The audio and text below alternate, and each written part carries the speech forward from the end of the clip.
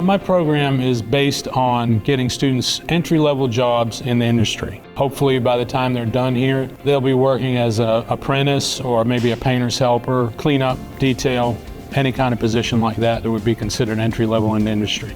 I learned how to fix dents, prime, paint, clear, learning the insides of a car, how to take apart a car, how to put back together a car, and the importance of doing it all right. As they become a level 2, I bring in customer vehicles. We use those as projects, and it helps our students because they get real-world experience. And knowing that you got it from damaged to repaired is really a good feeling. To know that that car is out there driving around, showing off your work, even though nobody really knows it was you doing it. DCIT gives an opportunity to these young individuals to be able to come in and take advantage of all the options as far as your body repair, your mechanics. We work on I-CAR every week, which is the industry certifications that they can receive, which is also what technicians in industry take. So they're getting real-world credits and certifications while they're in class.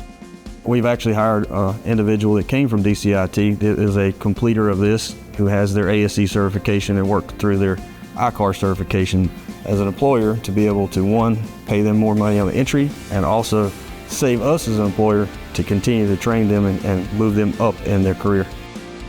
I'm very grateful. They have given me an opportunity to go into an apprenticeship at Joe Hudson, and all the certificates and the certifications that I've learned and gained here were really a big help to me starting out my career in this field.